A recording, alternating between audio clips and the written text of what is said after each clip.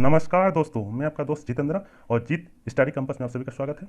आज का अध्याय में हम लेकर आए हैं बाल मनोविज्ञान से जुड़े मोस्ट इंपॉर्टेंट ऑब्जेक्टिव क्वेश्चन, जो 1000 सीरीज का 5वां अध्याय है। तो आज का अध्याय शुरू करने से पहले आप सभी से अनुरोध है कि हमारे चैनल को सब्सक्राइब करें और वीडियो को लाइक जरूर करें और बगल में बेल आइकन दबा दें ताकि हमारे आने वाले वीडियो को सबसे पहले आप तक पहुँचे। चलिए आज का सेशन शुरू करते हैं पहला क्वेश्चन को लेकर। ठीक है, आज का पहला क्वेश्चन है, निम्नलिखित में से कौन सा निहितार्थ पियाजे के संज्ञानात्मक विकास का सिद्धांत से नहीं निकाला जा सकता है। ठीक है, यानी पियाजे का संज्ञानात्मक विकास से नहीं निकाला जा सकता है। तो यह क्वेश्चन जो है सीटेट फरवरी 2014 में पूछा हुआ सवाल है और बहुत ही महत्वपूर्ण क्वेश्चन है। तो इसका ऑप्शन देख लेते हैं। पहला ऑप्शन है खोजपूर्ण अधिगम, शाब्दिक शिक्षण की आवश्यकता, बच्चों में अधिगमनात्मक तत्परता के प्रति संवेदनशीलता और व्यक्तित्व भेदों की स्वीकृति। तो जल्दी से बताइए इसका सही आंसर क्या है। तो इसका सही आंसर है ऑप्शन नंबर 2। ठीक है, शाब्दिक शिक्षण की आवश्यकता जो है पियाजे के संज्ञानात्मक विकास के सिद्धांत से नहीं निकाला जा सकता है। बाकी तीनों जो है पहला, तीसरा और चौथा, ये तीनों इससे निकाला जा सकता है। चलिए अगला क्वेश्चन। आज का अगला क्वेश्चन है, निम्नलिखित में से कौन सा कोहलबर्ग के नैतिक विकास के चरण का लक्षण है। ठीक है, कोहलबर्ग के नैतिक विकास का चरण का लक्षण कौन सा है। यह सीटेट फरवरी 2014 में पूछा हुआ सवाल है और यह भी बहुत ही महत्वपूर्ण क्वेश्चन है। तो इसका ऑप्शन देख लेते हैं। सभी संस्कृतों से संबंध चरणों की सार्वभौम श्रृंखला। अगला ऑप्शन देखते हैं,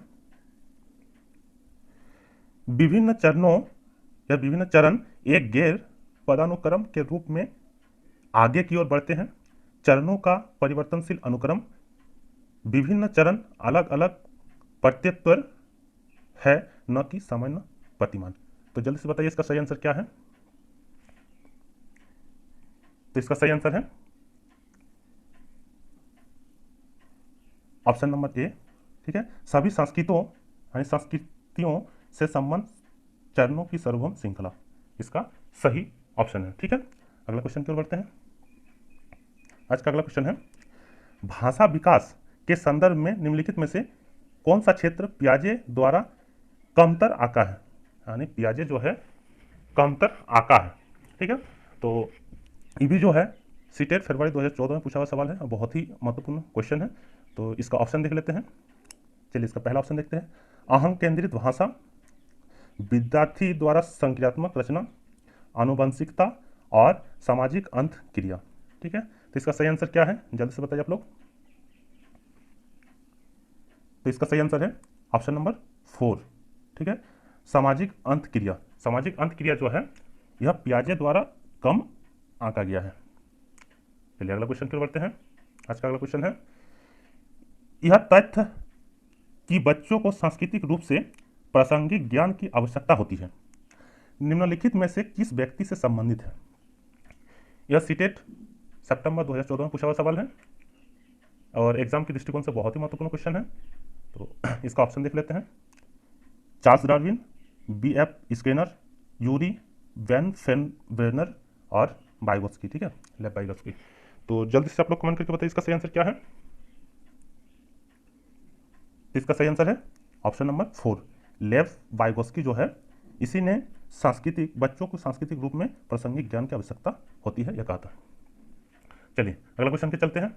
आज का अगला क्वेश्चन है, आप एक शिक्षिका, ठीक है, आप एक शिक्षिका या शिक्षक के रूप में रैंकिंग और धमकाने के सख्त विरोधी हैं तथा इस संदर्भ में विद्यालय में पोस्टर लगवाते हैं तथा समिति बनाते हैं।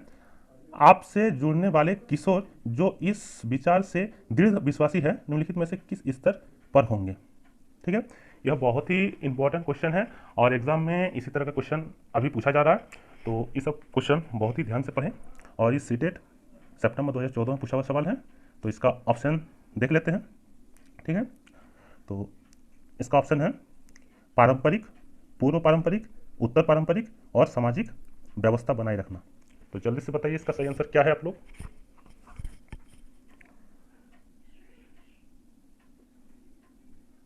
तो इसका सही आंसर है ऑप्शन नंबर 3। ठीक है, उत्तर पारंपरिक अवस्था जो है इसमें शिक्षक जो है रैंकिंग और धमकाने के सख्त विरोधी है। चलिए तो अगला क्वेश्चन की बढ़ते हैं। आज का अगला क्वेश्चन है,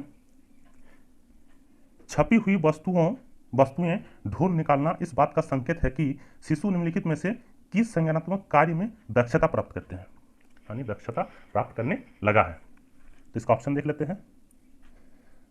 साभिप्राय व्यवहार, वस्तु स्थायित्व, समस्या समाधान और प्रयोग करना। तो जल्दी से बताइए इसका सही आंसर क्या है। तो इसका सही आंसर है ऑप्शन नंबर 2, स्थायी यानी वस्तु स्थायित्व। और इससे पहला क्लास में हम बताए हैं वस्तु स्थायित्व के बारे में कि बच्चों में जो है वस्तु स्थायित्व का गुण कब विकास होता है।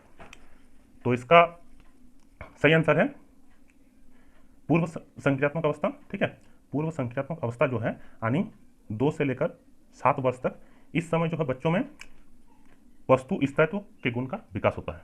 ठीक है, अगला क्वेश्चन के चलते हैं। आज का अगला क्वेश्चन है, वाइगोस्की के सामाजिक सांस्कृतिक सिद्धांत के अनुसार, ठीक है, वाइगोस्की के सामाजिक सांस्कृतिक सिद्धांत के अनुसार क्या है। चलिए इसका ऑप्शन देख लेते हैं। सांस्कृतिक और भाषा के विकास, ठीक है, भाषा विकास में महत्वपूर्ण भूमिका निभाते हैं। बच्चे अलग क्षेत्र में चिंतन करते हैं और वे पूर्ण परिप्रेक्ष्य नहीं होते या नहीं लेते। यदि निम्न आयु पर मूर्त सामग्री को प्रस्तुत किया जाए तो बच्चे अमूर्त रूप से चिंतन करते हैं। स्वयं निर्देश और सहयोग का न्यूनतम स्तर। तो जल्दी से बताइए इसका सही आंसर क्या है। तो इसका सही आंसर है ऑप्शन नंबर 1। ठीक है, सांस्कृतिक और भाषा के विकास में महत्वपूर्ण भूमिका निभाते हैं। जो संस्कृति और भाषा जो है ये बहुत ही महत्वपूर्ण भूमिका निभाते हैं। चलिए अगला क्वेश्चन की बढ़ते हैं। आज का अगला क्वेश्चन है, वाइगोस्की के अनुसार समीपस्थ विकास का क्षेत्र है, यानी समीपस्थ विकास का क्षेत्र क्या है। और यह क्वेश्चन जो है सीटेट फरवरी 2015 में पूछा हुआ सवाल है और बहुत ही महत्वपूर्ण सवाल है। चलिए इसका ऑप्शन देख लेते हैं। इसका पहला ऑप्शन है, अध्यापक के द्वारा दिए गए सहयोग की सीमा निर्धारित करना। बच्ची अपने आप क्या कर सकती है जिसका आकलन नहीं किया जा सकता। बच्चे के द्वारा स्वतंत्र रूप से दिए जा सकने वाले सहायक के साथ कार्य करने वाले के बीच अंतर। और अगला ऑप्शन है, बच्चों को अपना समर्थ प्राप्त करने के लिए उपलब्ध कराए गए सहयोग की मात्रा एवं प्रकृति। तो जल्दी से बताइए इसका सही आंसर क्या है। तो इसका सही आंसर है ऑप्शन नंबर 3, बच्चों के द्वारा स्वतंत्र रूप से दिए जा सकने वाले तथा सहायता के साथ कार्य के बीच अंतर। इसका सही आंसर है यानी समीपस्थ विकास का क्षेत्र। चलिए अगला क्वेश्चन की बढ़ते हैं। आज का अगला क्वेश्चन है, पियाजे के सिद्धांत के अनुसार बच्चे निम्नलिखित में से किसके द्वारा सीखते हैं। ठीक है, पियाजे ने जो सिद्धांत दिया था तो उसके अनुसार बच्चे किसके द्वारा शिक्षा ग्रहण करते हैं यानी सीखते हैं। तो सीटेट फरवरी 2015 में पूछा हुआ सवाल है और एग्जाम के दृष्टिकोण से बहुत ही महत्वपूर्ण है। तो इसका ऑप्शन देख लेते हैं। इसका पहला ऑप्शन है, सही प्रकार से ध्यान लगाकर जानकारी को याद रखना। उपयुक्त पुरस्कार दिए जाने पर अपने व्यवहार में परिवर्तन करना। समाज के अधिक योग्य सदस्य द्वारा उपलब्ध कराए गए संहार के आधार पर और अनुकूल की प्रक्रिया पर। चलिए इसका सही आंसर क्या है आप लोग बताइए जल्दी से। तो इसका सही आंसर है ऑप्शन नंबर 4। ठीक है, ऑप्शन नंबर 4, अनुकूल की क्रिया। ठीक है, यानी पियाजे के सिद्धांत के अनुसार बच्चे निम्नलिखित में से किसके द्वारा सीखते हैं। तो अनुकूल की क्रिया, यानी समाज जैसा है बच्चे उसी के अनुसार ढलता है और उसी के अनुसार सीखता है। अनुकूल उसी को कहते हैं। ठीक है, चलिए अगला सवाल की ओर बढ़ते हैं। आज का अगला सवाल है, पियाजे अनुमोदन करते हैं कि पूर्व संक्रियात्मक बच्चे याद रखने में असमर्थ होते हैं। निम्नलिखित में से कारकों में से किसको उन्होंने इस असमर्थता के लिए जिम्मेदार ठहराया है। और यह भी सीटेट फरवरी 2015 में पूछा हुआ सवाल है, बहुत ही महत्वपूर्ण सवाल है। चलिए इसका ऑप्शन देख लेते हैं।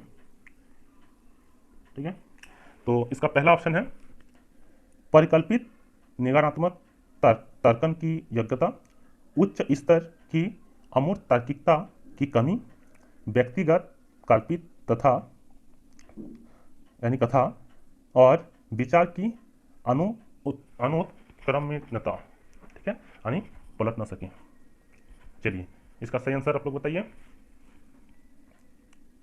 तो इसका सही आंसर है ऑप्शन नंबर 4, विचार की अनु उत्क्रमिता यानी पलट न सके, यही इसका सही आंसर है। चलिए अगला क्वेश्चन की ओर बढ़ते हैं।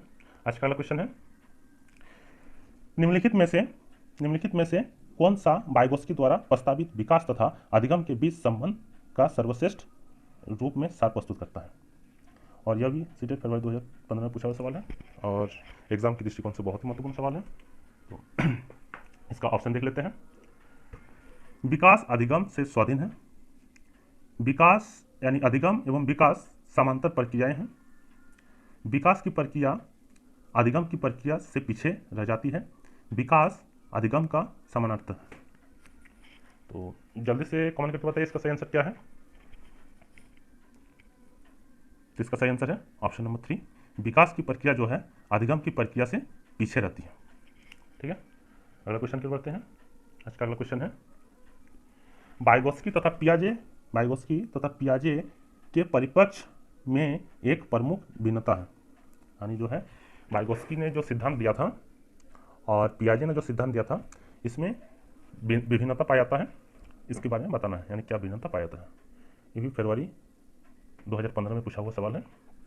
चलिए इसका ऑप्शन देख लेते हैं।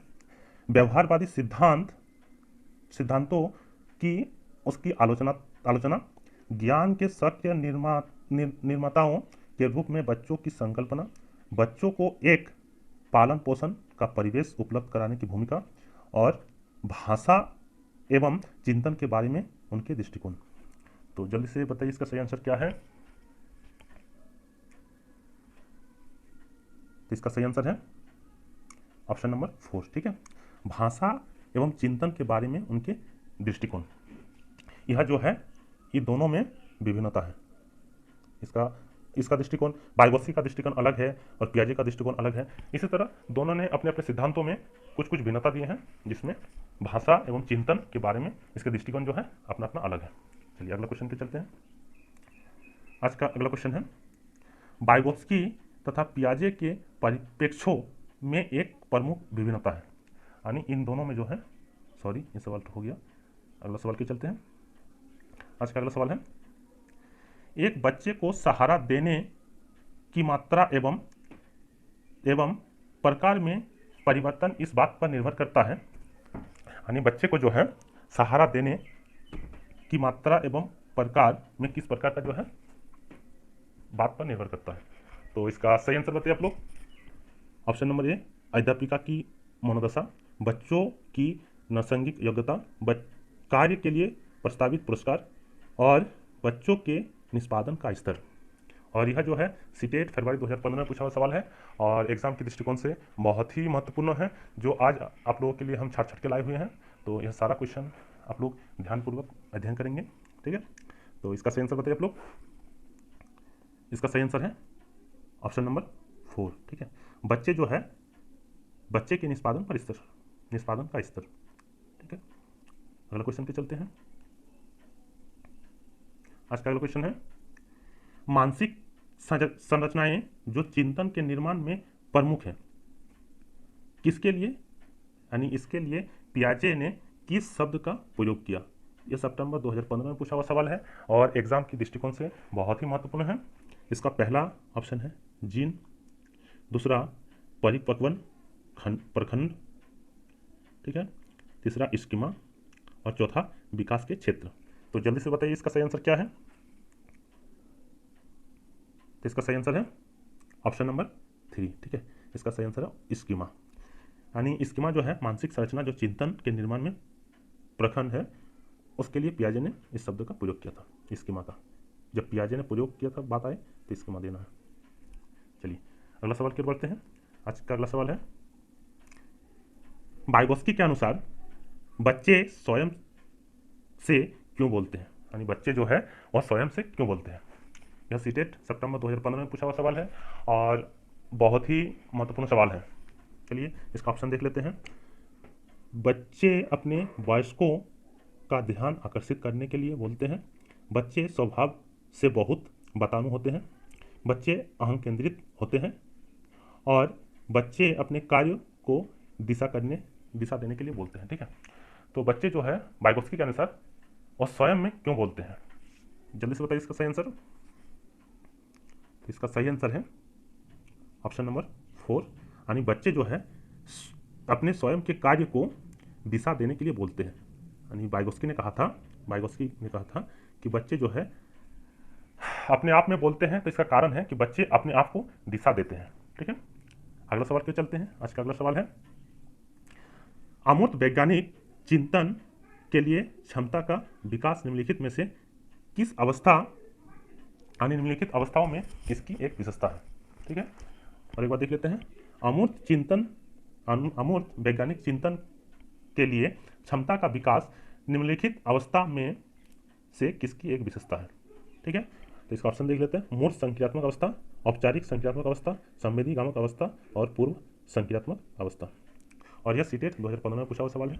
और अभी तक अगर हमारे जीन पियाजे के बारे, हमारे चैनल में जो जीन पियाजे के बारे में बताया हुआ है उसके बारे में अगर नहीं देखे हैं तो हमारे चैनल पर जाकर जीन पियाजे के बारे में विस्तार पूर्वक वर्णन सहित हम लोगों के लिए लाए हैं, उसे देखें और यह चारों अवस्था के बारे में विस्तार पूर्वक अध्ययन करें। और इसमें बता देना चाहते हैं कि मूर्त संक्रियात्मक अवस्था, यह मूर्त संक्रियात्मक अवस्था जो है जीन पियाजे का तीसरा अवस्था है। ठीक है, तीसरा अवस्था है और इसका उम्र जो होता है 7 से 11 वर्ष तक होता है। और औपचारिक संक्रियात्मक अवस्था यह जीन पियाजे का चौथा अवस्था है, यानी चौथा अवस्था है, और इसका उम्र जो होता है 11 से अंतिम तक होता है, यानी पौधावस्था तक होता है। और संवेदी पेशीय गामक अवस्था, ये संवेदी पेशीय गामक अवस्था जो है जीन पियाजे का पहला अवस्था है और यह जो है इसका उम्र 0 से लेकर 2 वर्ष तक होता है। और अंतिम और चौथा यानी पूर्व संक्रियात्मक अवस्था, यह जो है जीन पियाजे का दूसरा अवस्था है और दूसरा अवस्था जो है यह 2 साल से लेकर 7 साल तक बताया गया है। यह चारों अवस्था के बारे में विस्तार पूर्वक आप लोगों के लिए हम अपने चैनल पर डाले हुए हैं, तो इसको जरूर देखें और विस्तार से अध्ययन करें, क्योंकि जीन पियाजे से हर साल हर एग्जाम में क्वेश्चन पूछा जाता है, तो इसको एकदम नहीं छोड़ना है। चलिए अगला क्वेश्चन की ओर बढ़ते हैं। आज का अगला क्वेश्चन है, एक बच्चा तर्क प्रस्तुत करता है, आप यह मेरे लिए करें, आप यह मेरे लिए करें और मैं यह आपके लिए करूंगा। ठीक है, यह बच्चा कोहलबर्ग के नैतिक विकास यानी नैतिक तर्कना किस विकास के अंतर्गत आएगा। तो जल्दी से बताइए आप लोग इसका सही आंसर क्या है। इसका ऑप्शन देख लेते हैं, अच्छा लड़का अच्छी लड़की अभिमुखीकरण, सामाजिक अनुबंध अभिमुखीकरण, सहायक उद्देश्य अभिमुखीकरण, दंड एवं आज्ञा पालन अभिमुखीकरण। ठीक है, तो ये भी जो है सीटेट 2015 में पूछा हुआ सवाल है और एग्जाम की दृष्टिकोण से बहुत ही महत्वपूर्ण क्वेश्चन है, तो इसको ध्यान से पढ़ें। ठीक है, तो जल्दी से कमेंट करके बताइए इसका सही आंसर क्या है। तो इसका सही आंसर है ऑप्शन नंबर 1, एक अच्छा लड़का अच्छी लड़की अभिमुखीकरण होती है, यानी अच्छा लड़का और अच्छी लड़की अभिमुखीकरण होते हैं। यह जो है एक बच्चा का तर्क प्रस्तुत करता है जो कोहलबर्ग के नैतिक विकास के सिद्धांत पर आधारित है। ठीक है, अगला क्वेश्चन की बढ़ते हैं। आज का अगला क्वेश्चन है, निम्नलिखित में से कौन सा आधारभूत सहायता का एक अच्छा उदाहरण है। ठीक है, यानी इसमें से कौन सा आधारभूत जो है सहायता के लिए एक महत्वपूर्ण यानी अच्छा उदाहरण है। तो देख लेते हैं, जिसका आशय है समस्या समाधान को तब तक सिखाना जब तक शिक्षक यानी शिक्षार्थी जो है स्वयं न कर सके। तो इसका ऑप्शन देख लेते हैं,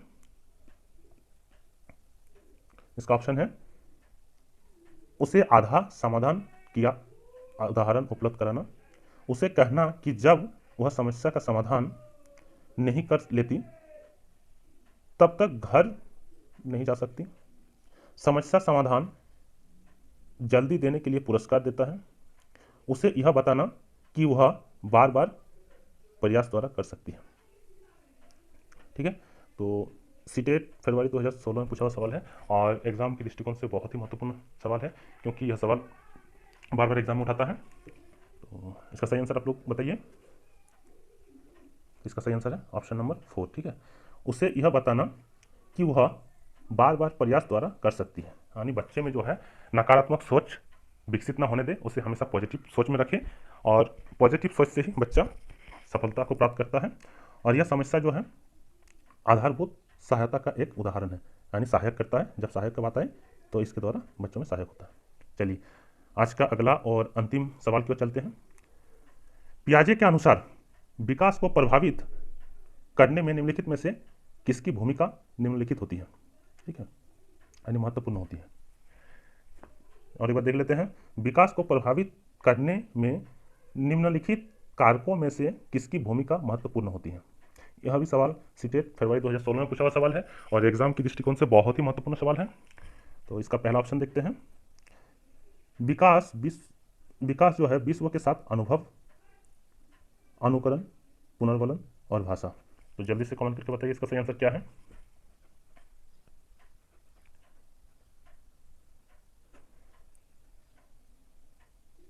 तो इसका सही आंसर है ऑप्शन नंबर 1, यानी भौतिक विश्व के साथ अनुभव।